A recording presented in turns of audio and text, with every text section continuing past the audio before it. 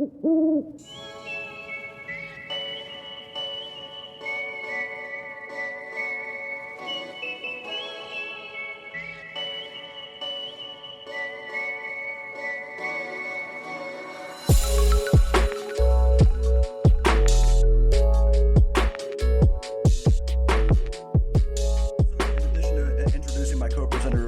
Grand Sage Palazzolo.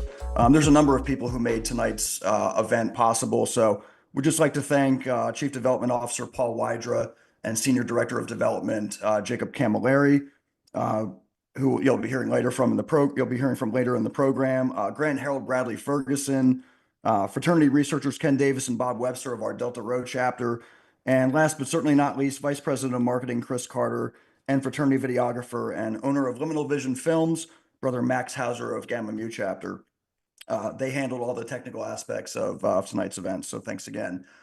This evening, we commemorate the 128th anniversary of the founding of Sigma Pi, albeit a day early, and what better way to celebrate than to reflect on those pivotal events of 1897, which of course surrounded the birth of our great fraternity. In doing so, we are paying tribute to our founders, four young men who in their wildest dreams could have never imagined that the small literary society they conceived would grow and evolve into one of America's leading national college fraternities, a vibrant and flourishing organization that has to date established chapters on 233 campuses across North America, and which has taken under its fold nearly 125,000 college men over these last 128 years.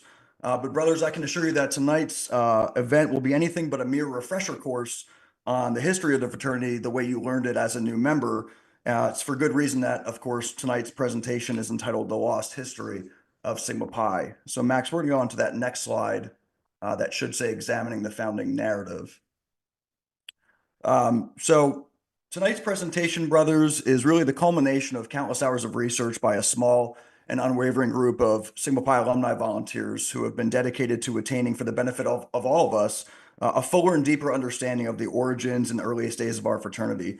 In more recent years, these research efforts have been supercharged thanks to the advent of document digitization technology, which has really given us an unprecedented level of access to a vast array of never before seen documents that were otherwise lost to antiquity. So digitized newspaper accounts, books long out of print, and the list goes on.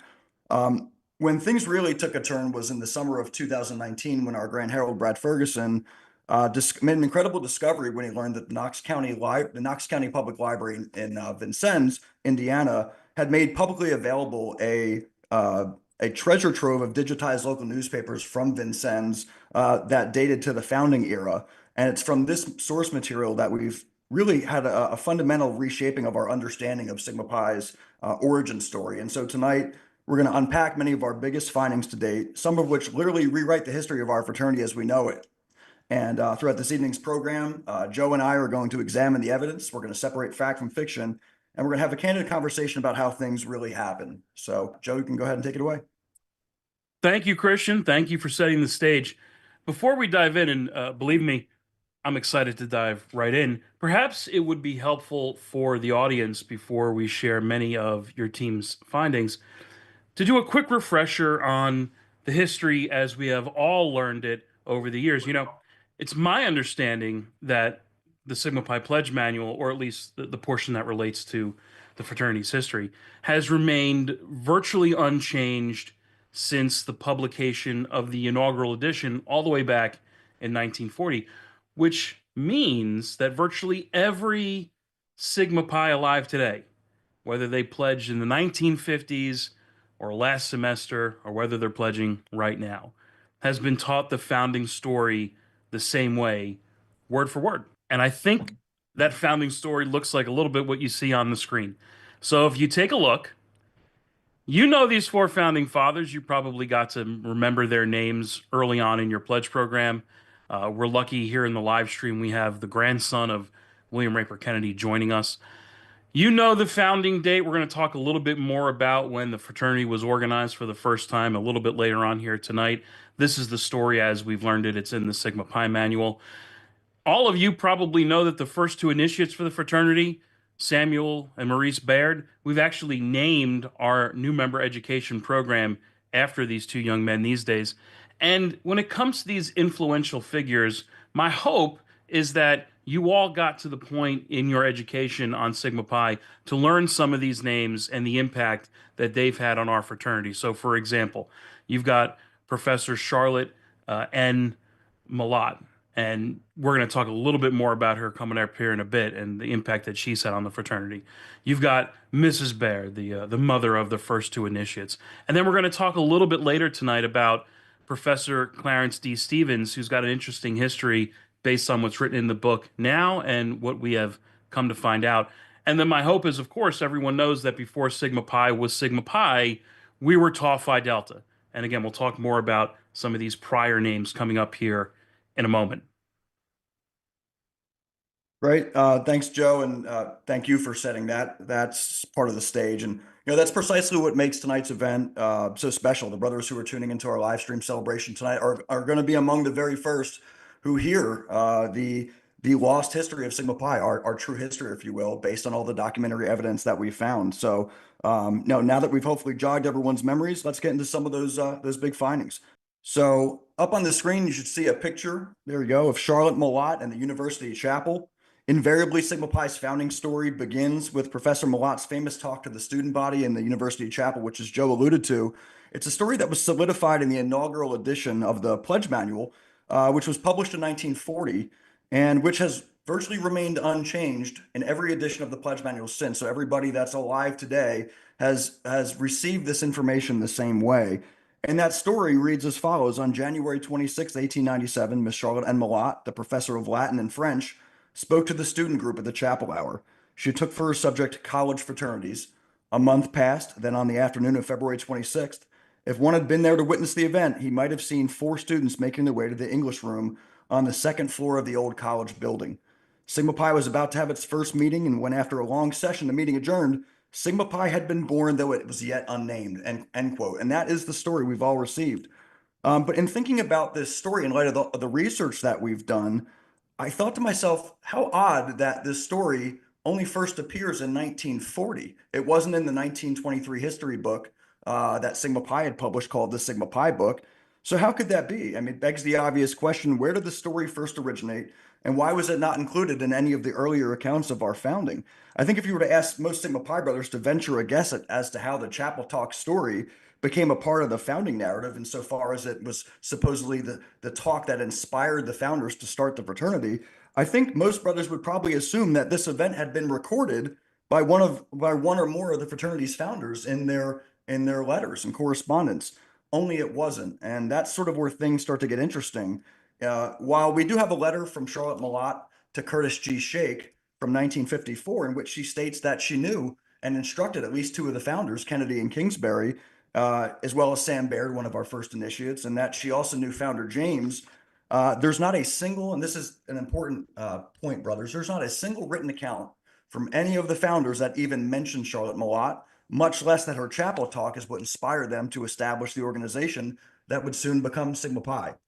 And so I found it to be really interesting that the story must have then come from somewhere else. And thinking about where the story may have come from, incredibly, Professor Malott's chapel talk didn't become a part of Sigma Pi's lore really until 1922. And this obscure article written in the that was published in the Emerald by Curtis G. Shake. This key addition to the founding narrative, of course, was only possible through his research efforts. And it's really an unbelievable story how we sort of get to the Charlotte Malott story becoming such a big and a key part of our historical narrative. So, Joe, sorry, I think I stole your thunder. All right, Christian, that's okay. We're in this thing together, brother.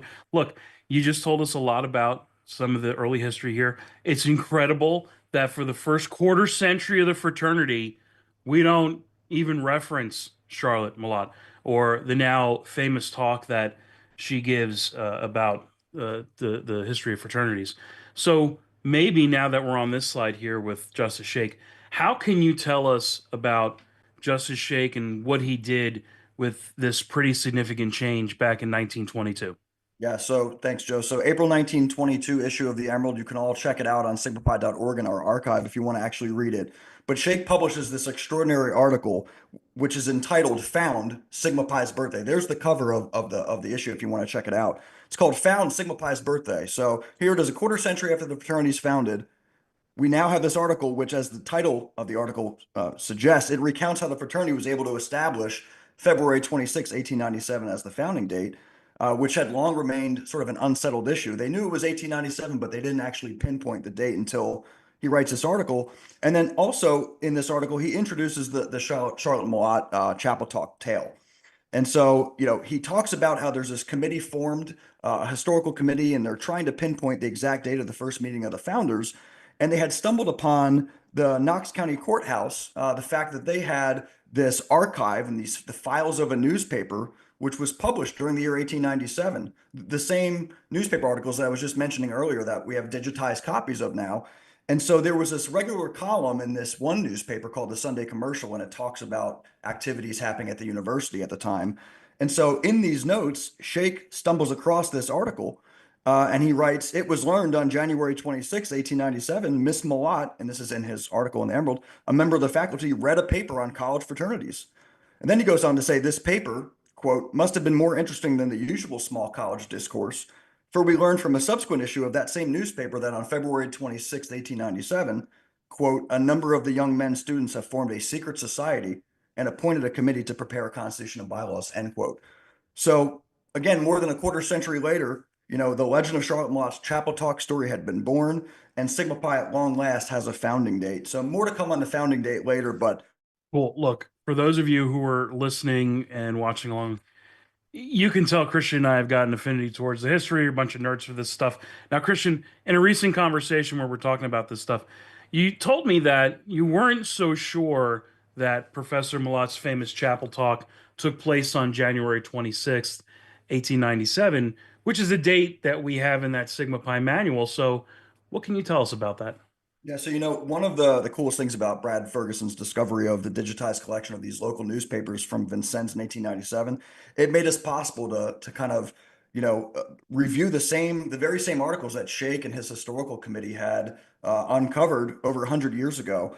One of those key newspaper articles, which not only references Professor Millot's legendary talk, but also it reveals that the date of the talk is absolutely not the date that we've all read about in the I Believe manual. And so this is actually a snippet, brothers, from that January 17th, 1897 issue of the Sunday Commercial, where if you actually read the first line, it says, "For the coming week, the following program has been arranged. On Monday, Reverend Mr. Knox will speak on athletics. Tuesday, Miss Millot, college fraternities." So this is the article that Shake encountered, where all of a sudden he starts to make this connection. And I think this was too tantalizing of a fact for him to pass up 25 years later. He probably says, this must have been, because remember, the founders don't mention her or her talk. But I think he draws the conclusion that, these founders must have been there for this talk, and that's what in fact inspired them. So again, because it's a Sunday article and, the talk is on a Tuesday, we now know that the date of the talk wasn't January 26th. It was actually a week earlier on the 19th. So we're gonna have to make that correction in the pledge manual moving forward in light of this discovery. So All right, Christian, this is the obvious question. There's no letters from the founders that mention Millot. There's no mention of this chapel talk. How do we know any of this for certain? How do we know that the founders were even there on that day? honestly, the truth is we cannot. Fraternity researchers have yet to find any evidence whatsoever that students were required to attend these university chapel exercises. Although it was documented in some of the other newspapers that they were quote unquote largely attended around the time of the founding. But what was interesting was there's an article that says that Founder Kennedy took a particular interest in them. In fact, it was reported that he took charge of a group of students who, less than a week before this chapel talk, expressed their opinions to the faculty as to what these programs should look like in the future. So, given Founder Kennedy's activism with respect to these chapel talks, I think it's fair to say that his absence from Millot's lecture a week after he organizes this group of students to have a say, I think his absence from attending the lecture would seem, pretty improbable. And if you think about it realistically, it would only have probably taken one of the four founders, if not all four, but just at a minimum one, to say witness and draw inspiration from the talk, to then tap his buddies on the shoulder and say, "Hey, let's start a fraternity." But in the alternative, one could argue that had none of the founders attended Millot's lecture, that surely one of them, in the 1930s or 40s, would have seen the I Believe manual and gone back and corrected the historical narrative. So, yeah, that's assuming, of course, assuming they were even aware of the I Believe manual. If they were, but let's cut to it, Christian. Let's get down to it. At the end of the day, what's the verdict? Do you think that Professor Millett's chapel talk was the catalyst for the founding, or that its proximity to the founding was simply too convenient of a coincidence, and Justice Shea couldn't pass it up when he stumbled across this article that you just showed us from 1922? Yeah, you know what's really interesting? Sheikh was a lawyer, and as one, I find it interesting that he was really careful in his 1922 Emerald article, not never to state he never stated explicitly that the chapel talk was without question the inspiration for the founding. Like a game of telephone, of course, the information he presents kind of took on a life of its own, so much so that you actually read another contributor to the Emerald in 1940 who asserts, quote, inspiration for the founding of our fraternity was Charlotte and Malott, which to me, end quote, pretty definitive statement that they, I guess, inferred from the information that he presented, but Sheikh never actually said it explicitly that that was the catalyst. And then, of course, in the 1966 edition of the Pledge Manual, we read that, quote unquote, the seed had been planted by her talk, another pretty definitive causal relationship that's being asserted there. And then the 1998 edition, and really every edition since, we read that her talk, quote unquote, sparked the interest of several students, end quote. Obviously, guys, the clear implication there is that these students that were their interest was sparked were of course the founders. And so on balance, Joe, to answer your question, I'd say that the evidence does support a conclusion that Malott was a factor in the founding. However, as we'll discuss tonight, there were several other factors that I think are even more compelling based on the direct evidence we found. All right, so let's dive into it. Let's dive into some of these factors that you think may have influenced the founders to start a fraternity. Before there were fraternities, there were other things out there. In fact, there were these literary societies. You can read what's there on the screen. Literary societies were the precursors to the fraternity system, and they were put together to help young men and women hone their speaking skills, become a better orator, be able to present better in a professional setting and in public. They covered everything you see there on the slide, everything from religion to current events, and even more controversial topics. You may touch on that in a little bit. Now, according to Dr. Harding, as you see there, literary societies were the ways that these young men got ready to lead. They got ready to lead in the public affairs of the 19th century. Now, here's what's interesting. They were open to everyone, both men and women. And in fact, membership in a literary society was a requirement in some cases. Another thing that's interesting about these literary societies, as you see on the screen, they have all these compound, complex Latin names. Take a look. The Philomathian Society, my goodness, the Adelphian Society. So that's the way that these things were named way back. Now, on any college campus, you wouldn't just find a single literary society. No, instead, you would often find two, sometimes more. And the reason why is so they could debate each other. They could go back and forth.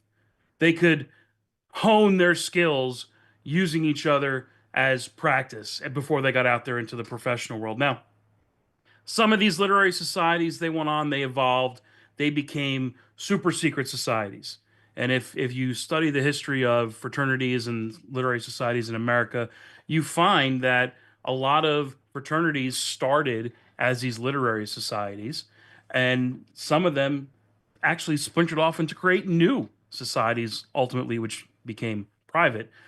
We actually think, we actually think Sigma Pi can trace our own roots back to a faction that cut off from a literary society back at Vincennes University.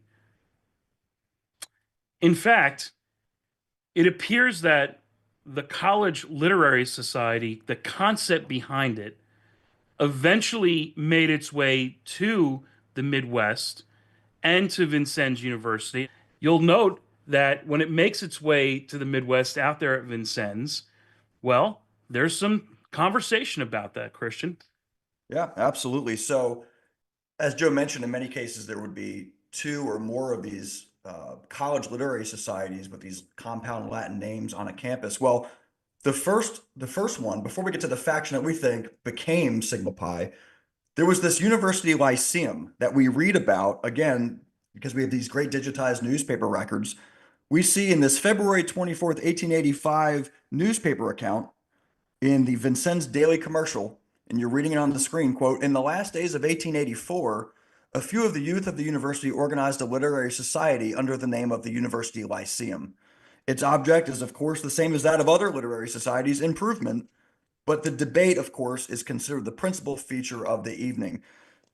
So basically, that is the foundation of the literary society that finally made its way, a literary society that finally made its way to Vincennes. So that Lyceum that I just referenced was very short-lived. We only have 5 newspaper extracts or snippets that detail the events of this Lyceum of 1884. However, it would be reorganized in 1893, and it had much better success. And so, like many college literary societies, as Joe mentioned, this Lyceum at Vincennes University was, in fact, a co-ed literary society. According to the annual catalog of VU, Vincennes University, for the 1895-96 academic year, we read that the Lyceum met in the chapel every other Tuesday night throughout the year, and that a student of any department of the university may become a member. So it was co-ed, whether you were a business student, a student in the literary department, you could join. And what's really interesting is that both founders Kennedy and Kingsbury were not only members of the Lyceum, but both would serve as its president back to back, as a matter of fact. And as many as 8 original members of Tau Phi Delta were known members of the Lyceum based on the historical record that we've uncovered in these digitized newspapers. What happens next, I think, brothers, is really the crux of the most exciting part of our talk. 4 very interesting things then happen, all in rapid succession in 1897. And based on the historical record, they have fundamentally reshaped our understanding of the fraternity's founding, our origin story, our early history. First, we read in the February 7th, 1897 issue of this newspaper, the Sunday Commercial, that Vincennes University student Alice Eastham becomes the first female elected president of the Lyceum. And this, mind you, brothers, is 23 years before women even had the right to vote in the United States, right? So Alice Eastham, because we went back, we looked at all the election records of the Lyceum. She's the first female student that gets elected. The second of these 4 things that happened is we read the following in the February 28th, 1897 issue of the Sunday Commercial. Okay, brothers, so this right here is what is the newspaper account that we believe is actually describing the literal founding of what would eventually become the Sigma Pi fraternity. So we read in this February 28th, 1897 newspaper article, there is a movement on foot among the students to organize a new society for practice in debating, etc. A preliminary meeting has been held and a committee appointed to draft plans. And that was it, end quote. Just a little 2-sentence paragraph. But in our view, and I'll explain why, this is the founding of our fraternity. You know, it's in, as you can see on the screen, this new society didn't yet have a name. And that, of course, that fact tracks with what we talked about earlier, how the fraternity after its first meeting didn't have a name. But also this reveals the biggest bombshell discovery of all. And that's when this new society does finally take on a name, that the name wasn't Tau Phi Delta, at least not initially. So here we go, brothers. Just a week after that February 28th article, we read these words in the Sunday Commercial. The organization of the new literary society was completed Thursday afternoon, which would have been, by the way, March 4th. In brackets is what I've added. It is to be called the Philomatic. The first meeting will be held next Friday evening, which would have been March the 12th, 1897. And again, that comes from our March 7th newspaper article. So just a week later, we read that, and here you have it. Like many of the older national fraternities, Sigma Pi was not originally conceived as a Greek letter organization, but instead as a college literary society with a compound Latin name, the Philomatic. Of course, the closely related word philomathic is derived from the Greek word philomath, which means lover of learning or scholar. The newspaper snippet on the screen that you see was published again on March 7th. And then on March 14th, this same newspaper then confirms that the Philomatic Society was indeed a secret society, as it makes reference to an initiation ceremony that was held on March 12th. So very interesting find. But that's only half of this, though, right, Christian? I mean, you said there were 4 things that would happen in rapid succession that would change our understanding as we know it today of the founding. So first, you've got Alice Eastman. She's elected the first female president of the Lyceum. That's early February 1897. Now you've got the new society, the Philomatic Society, also known as the Fraternity, emerges late in February, though it doesn't really have a Greek letter name yet. Tell us about 3 and 4. All right. So the third thing that happens is this Lyceum, which, as I mentioned, had been flourishing since it was reconstituted or reorganized in 1893, the Lyceum suddenly vanishes without a trace. So you have this female student elected president of the Lyceum. Then you have this article that details that a new literary society for practice and debating is formed. It's called the Philomatic. And then all of a sudden, after years of this newspaper and other local newspapers detailing and regularly reporting the activities of the Lyceum, it's we see this final reference in March 12th, 1897, that says the Lyceum held a very instructive program on March 5th, 1897. But that's it. All of a sudden, the Lyceum literally disappears without a trace just over 1 week after the establishment of the Philomatic Society, which, as we'll see in a minute, just cannot be a coincidence. So, and finally, brothers, the fourth thing that happens is we find this account in the May 2nd, 1897 issue of the Sunday Commercial.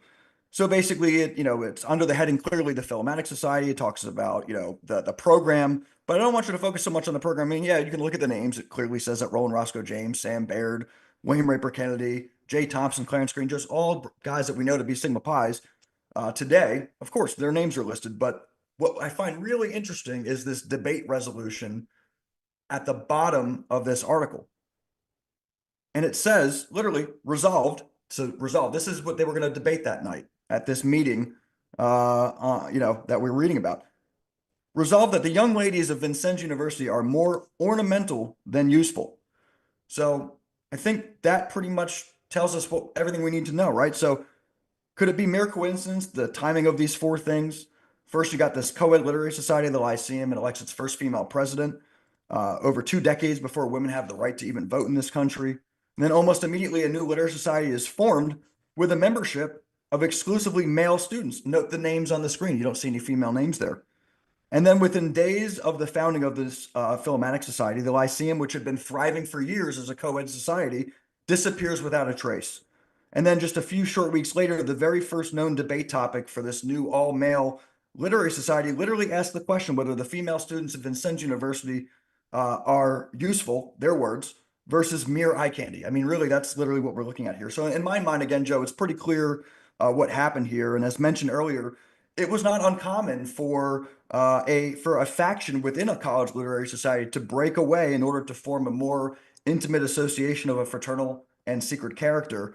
And this was all part of the evolution of the college literary society into the modern Greek letter fraternity of today. The men wanted their own organization the same way we value our organization and brotherhood today. And so you've also got to keep in mind that it's 1897. At that point, roughly 1/3 of all college campuses in the United States now have a Greek letter organization or society on campus. So this is in vogue. This is popular at the time. And so, it's not surprising that these students, these military cadets, wanted a fraternity of their own. And so it seems to me that there was almost a divine confluence of factors, Joe, that made the establishment of a fraternity at Vincennes almost inevitable. Charlotte Malott, who we've recently confirmed was a member of Kappa Alpha Theta sorority in our research, she gives the talk on college fraternities. Professor Stevens, a fraternity man himself, he gives our founders wise counsel as they establish the organization. And then two of the founders back to back serve as president of the Lyceum. So they would have well understood the types of activities that go on in these type of societies. So again, it all just kind of came together in this really miraculous sort of way. Yeah, it's incredible. I mean, it's incredible how all these things start to fall into place. You could say that it was meant to be. Sigma Pi was meant to be a thing. This theory that your research team has put together certainly seems like it's plausible based off all this information. I mean, what do you think? Yeah, I mean, and it's important to note, Joe, that it is just a working theory. I want everybody to understand that it is just a working theory. It's some of it's direct evidence, some of it's circumstantial, but you can see how we've kind of developed it just based on the sequence of events in the historical record. And I will say that we've gained many new and key insights from the source material that we found. There are some questions that we'll probably never get answers to, and some theories that we'll never be able to prove. But that's certainly what makes this so much fun doing this research because we get to speculate on how things could have happened as we continue to put together, pieces of the puzzle. Of course, and that's to be expected as you start to uncover more of this information. Before we move on to that next topic, I know we're ready to talk about something else. Before we move on, I want to talk a little bit more about the fraternity's founding date. Let's bring up that slide again with the newspaper article that details the founding meeting. I'm sure some of the viewers tuned in to tonight's live stream, they may have been thinking what I'm thinking when I see this information. So, the paragraph here that you see on the screen now, this is from an article published February 28th, 1897. It's the issue of the Sunday commercial newspaper. I am not seeing anywhere in the snippet any reference to February 26th, which of course we know we consider that to be our founding date since Justice Shake published his article back in 1922. So now, unless I'm missing something, Christian, what's the story here? Yeah, so in all the source material that we've reviewed and all the keyword searches that we've done through these digitized collections and through all the letters from the founders, there is never anything that says the fraternity was founded on February 26th, 1897. We believe that this was Shake's attempt to get us as close as possible. So keeping in mind that this is February 28th, where we first see that the preliminary meeting, which is the founding meeting, in other words, of this Philomatic Society takes place, even though it wasn't yet called the Philomatic for a few more days. But this new organization is founded, and we're reading about it in the Sunday paper, February 28th. And I think if you read it, there's a movement on foot among students. I mean, I think if the founding was the day before this was published, they would say yesterday, right? It's the 28th. They would have said yesterday, the 27th. But I think they wanted to be conservative about it and say, well, they didn't say yesterday, so I guess you could deduce maybe the 26th, 2 days ago.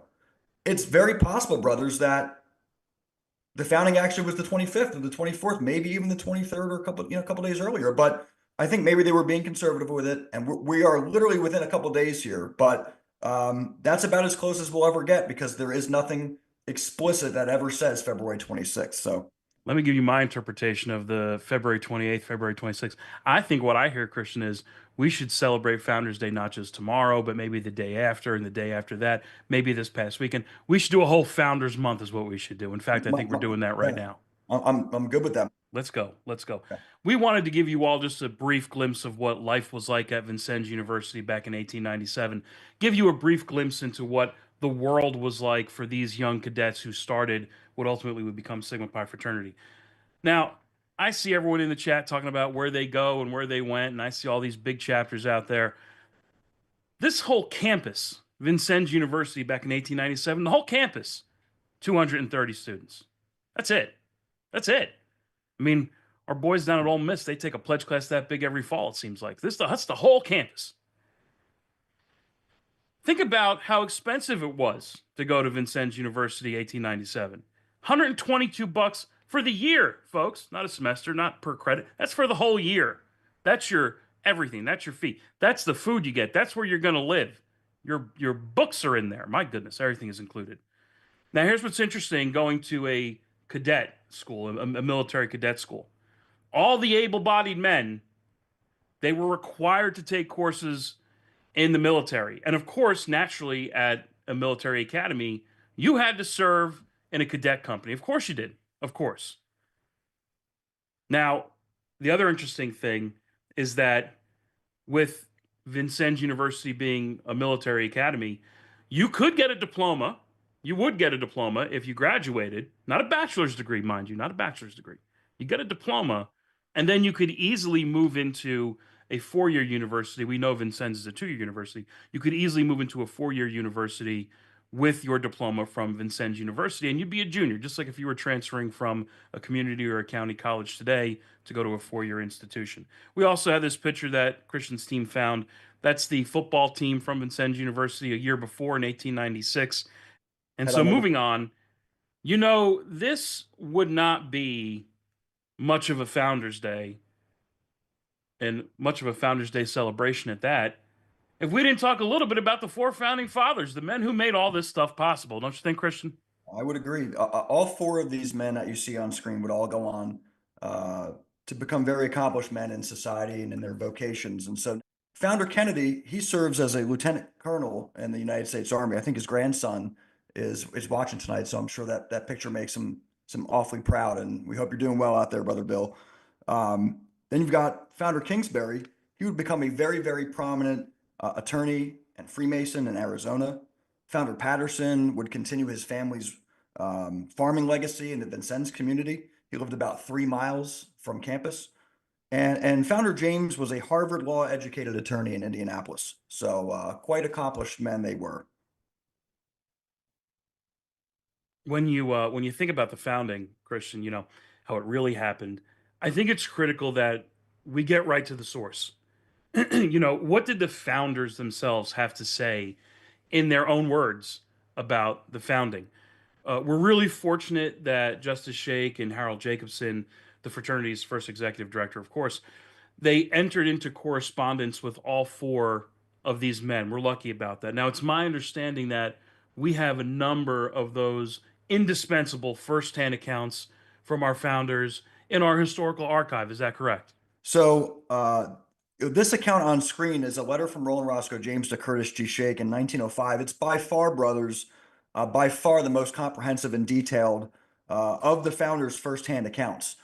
And if you can read along, and I think it's worth reading along because again, it's our most comprehensive account. It says Roland Roscoe James writes, early in the spring of 1897, 5 cadets, among whom were First Lieutenant William Kennedy and James Kingsbury, Corporal William Case, who's he? We'll get to that in a minute, and Roland Roscoe James, being in the chemical laboratory of Vincennes University, began speculating on the amount of fun that could be had with the apparatus in the chemical and physical laboratories on some plebe. If one could be captured and brought to the school building some night, from this mischievous intent, or rather speculation, he writes, a fraternity was led up to. Yeah, I've got a lot to unpack here with this mischievous intent. My goodness. First off, there's no mention of any literary society anywhere in this account. And since the Philomatic Society was clearly established, as we just learned, in late February, what we'd all still consider to be winter, I'd assume it's still winter now. I suppose it's possible that the five men mentioned here on your screen in this passage were already members of the Philomatic when they began speculating on the creation of a fraternity. James does say early in the spring of 1897 in this letter, so I suppose that would line up pretty nicely time wise. Now, you put that aside, I think, Christian, the big elephant in the room is um, this letter clearly says 5 cadets. 5 cadets. We learn about 4 founding fathers, not 5. So, how do we reconcile this statement of 5 cadets with our time honored narrative about there being 4 founders in Sigma Pi? Yeah, so this is obviously, another one that we spent a lot of time reflecting on and parsing because you're right, it's the elephant in the room, and at the end of the day, it's not clear in our view whether this speculative conversation that James is describing here happened before or after the establishment of the Philomatic Society. But the key words really here, I would say, in James's account are intent and speculation. So what he's describing here by no means represents the official start of anything by these 5 students. It merely suggests that these 5 cadets, one of whom is unnamed, who knows, maybe it was Patterson, they were merely discussing the possibility of starting something, or maybe even expanding on what had already been started. And so I think, on balance, that wouldn't in any way destroy or impact the classic view of the 4 founders narrative. So to say the least, it's interesting how much this account does differ from the time-honored narrative we've all read in the pledge manuals. And again, no mention of Charlotte Malott. And as you mentioned, no mention of the literary society concept. Next slide, please. So then James goes on to write in this letter, a constitution with an elaborate oath for new members was arranged. The biological laboratory, then containing skeletons, snakes, and other hideous and frightful specimens, was brought into use. And then he says Lieutenant Kennedy secured the name Tau Phi Delta from Professor Stevens, for none of the members knew Greek. None of these founders could read Greek. And everything was arranged through the consent of President Yoder to a room, and operations began. Then we get that confirmation that we all know. Captain Samuel Baird was the first candidate initiated. His brother, Color Sergeant Maurice Baird, came next. And both of these initiations were brief, James writes, as these men were wanted in a council to be held to further extend the fraternity to a more serious and useful organization.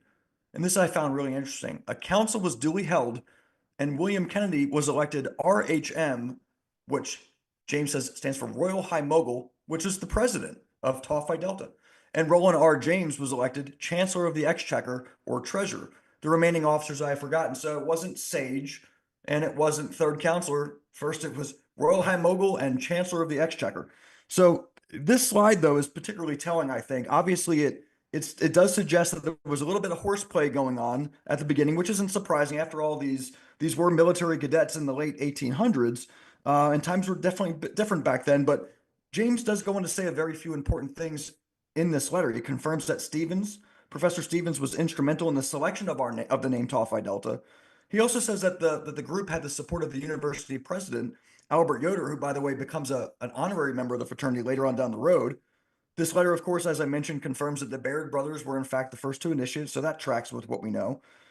And then I do like that James implies that the horseplay fades away, of course, as the fraternity was developed into a quote more serious and useful organization. In fact, he goes on to say later in the letter that that fraternal feeling and social enjoyment were the quote sole objects of the organization. And perhaps most importantly, this letter tells us something that's never appeared in any of our history lessons, which of course is the name of these peculiar officer titles that they adopted. So, in other words, the Philomatic and Tau Phi Delta were one and the same, as we'll get to in the next slide. But I just found it really interesting that this letter reveals so much of what we really didn't know before. So we see this article, which basically you can see in the newspaper. It matches what Roland Roscoe James says in his letter.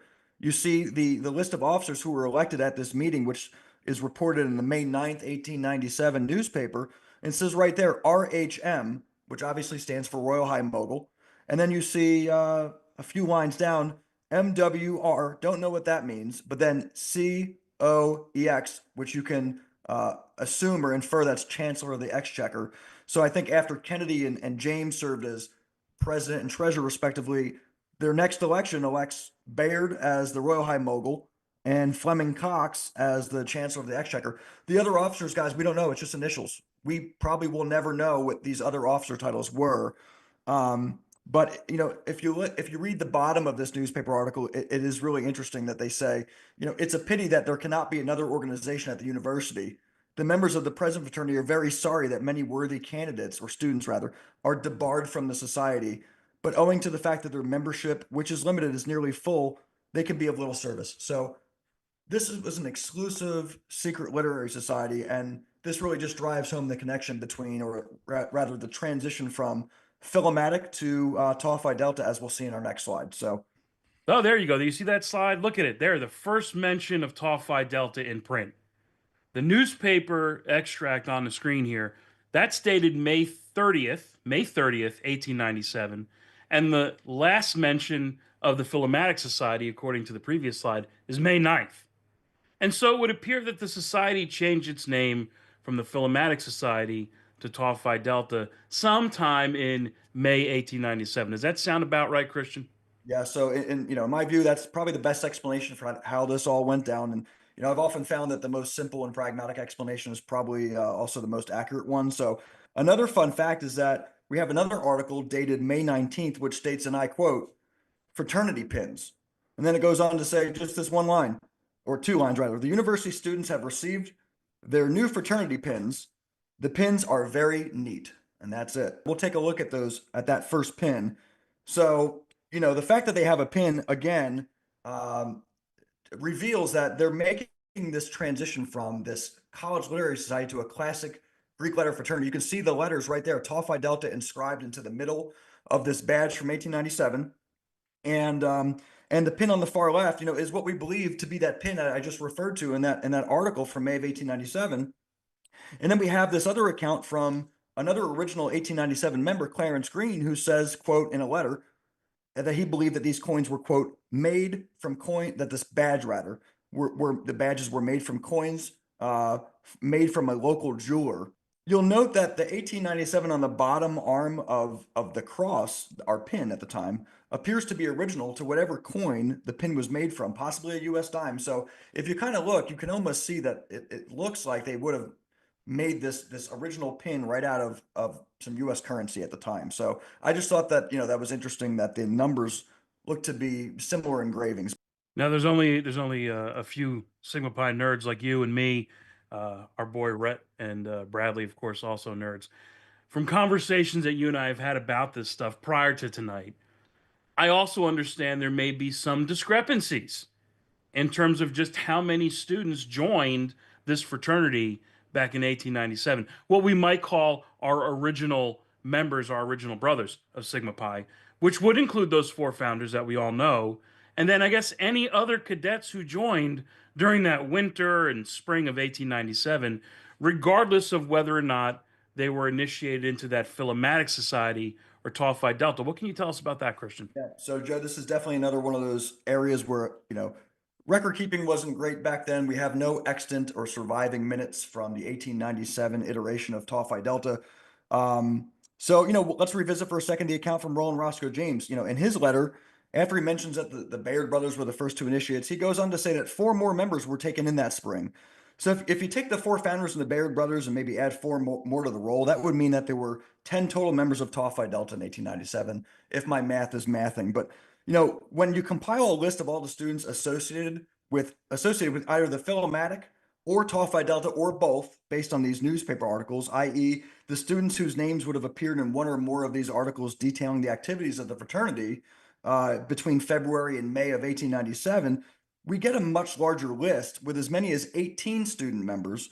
We also know that Professor Stevens was made an honorary member of Tau Phi Delta either in 1897 or 1899, but assuming it was 1897, that would give us 19 original members.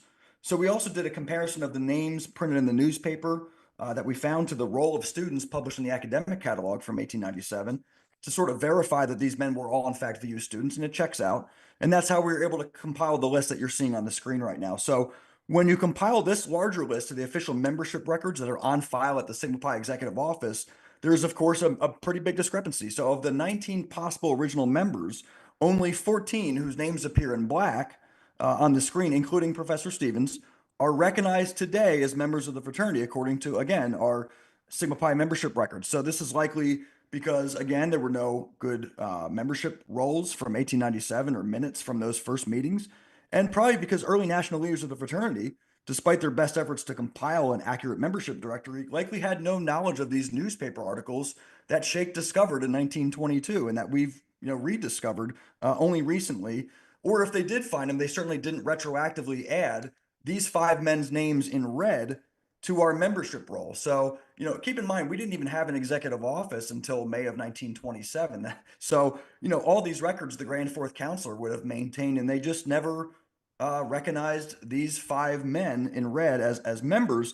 And so it's been suggested, if a little teaser for convocation, that maybe a convocation will introduce a resolution to, posthumously and retroactively add these members, Thompson, Wiggs, Cox, Kinsey, and Case, to our official membership roll, which would certainly be something of interest to our history nerds out there.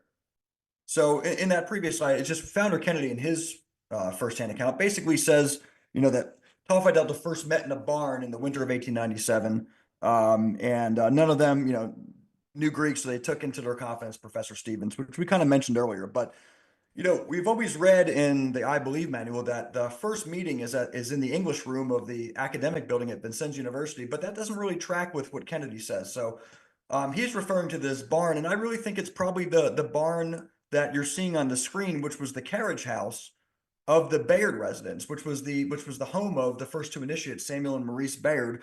Unfortunately, this carriage house burned to the ground some years ago, but we do have that picture, so you can imagine it's possible that in the loft of this carriage house, it was potentially where the fraternity was founded.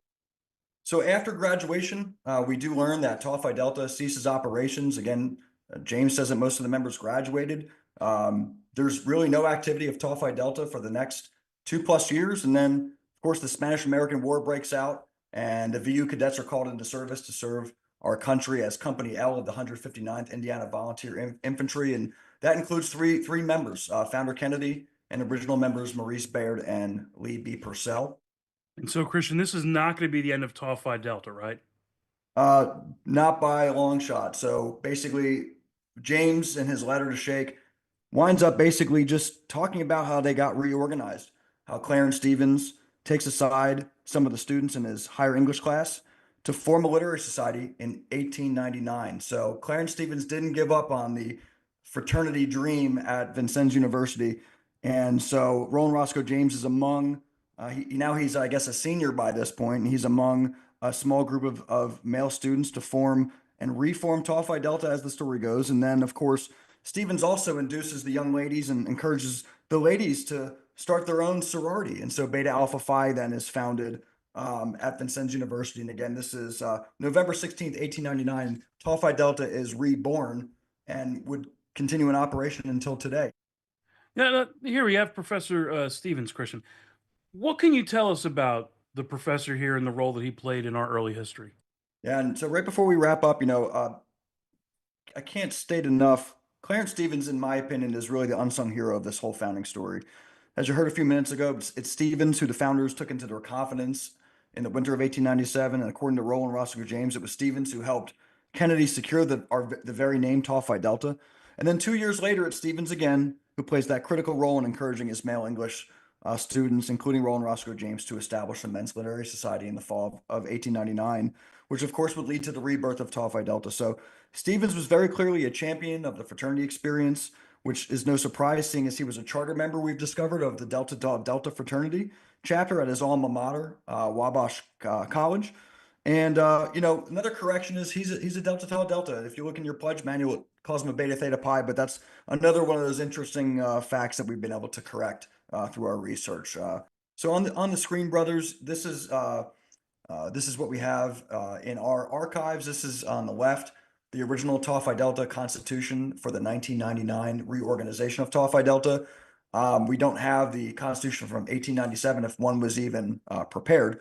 And then there's the first page, you'll see the preamble, which you can't really read, but basically the preamble in this 1899 Constitution is very, very similar to the preamble that we have in our Constitution today.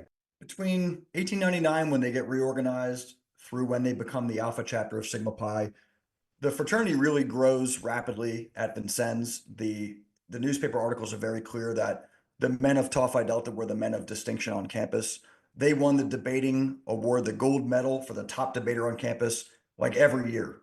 They just were, everyone wanted to be a member of Tau Phi Delta, and they just became the most prominent group of students and men of distinction on the campus. As we wrap up, it's interesting how we then tried to become a national organization first in May of 1905, when you have a number of these Vincennes University Tau Phi Delta graduates placed at Indiana University in Bloomington, and 7 of them write a letter to the mother group at Vincennes, and they say, "Hey, we'd like to start a chapter of Tau Phi Delta at Indiana." But of course, at that time, they received a reply, "Thanks, but no thanks." And so expansion did not unfortunately happen in May 1905. But as you'll see in the next slide, and Joe will just kind of tease this for our next Founders Day celebration, how we did in fact then become a national fraternity. There's a story there to be told for sure. There's a story to be told for sure. So, as you'll see when it pops up, there was a letter that was sent to the president of the Men's Greek Letter Fraternity at the University of Vincennes, is what it was called in the letter. There's a story there. You've heard it, the Patterson episode. You can go to the next slide. There's a Patterson episode. Here's your preview, folks. You just got a whole bunch of new information. There's a very vibrant chat going on about the information that was presented. That's step one. There is step 2, 3, and 4. And the next step that we're going to bring to you at some point, hopefully in the near future, is what you see on the screen. That's a Patterson episode.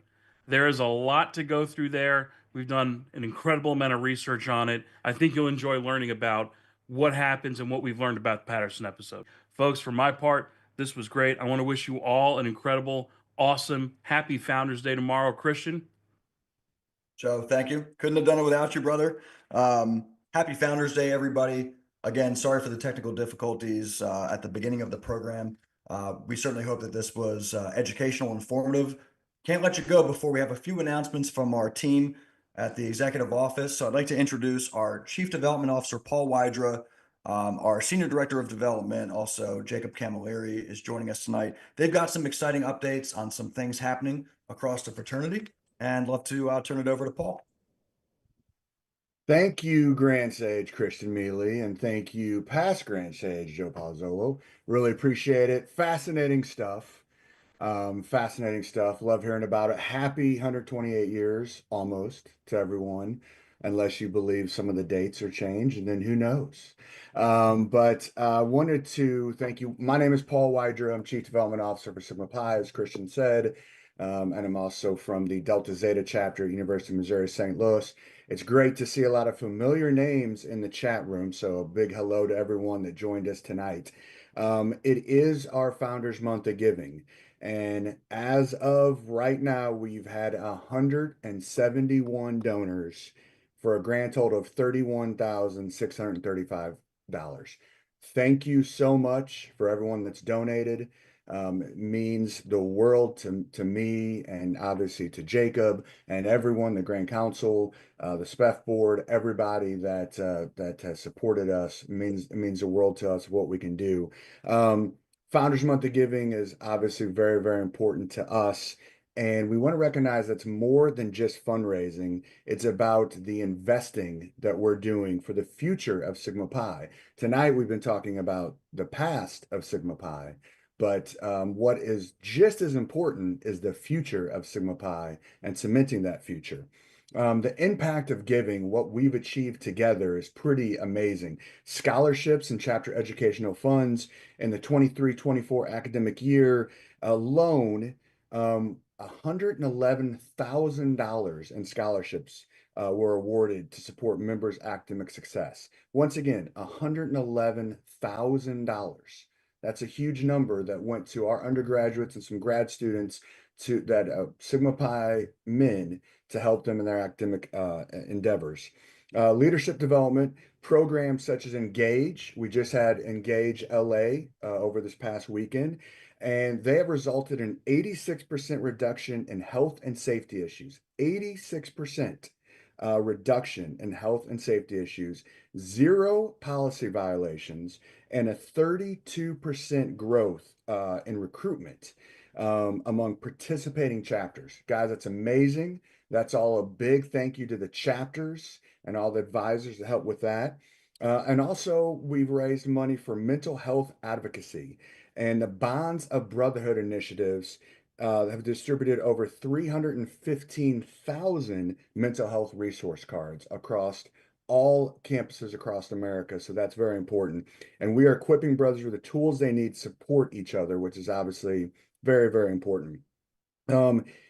Why it's important to give. And me and Jacob have this conversation daily. It is important because Sigma Pi, your fraternity, is investing in its members like never before. But these life-changing programs can't continue without donor support. We need you to be able to assist the undergraduates to make these learning and educational endeavors for them. Every single gift matters. Paul, thanks again. And Joe, thanks again. This was our first time again doing this. So, sorry again for the false start at the beginning, but, this is something that we hope to use in the future as a way to continue to share the story of our rich legacy and our proud history. And so we want to wish everybody tomorrow a very happy Founders Day. I'll be wearing my badge to work tomorrow and telling my coworkers, why I'm wearing it. And I hope that everybody has a wonderful time celebrating Sigma Pi at 128.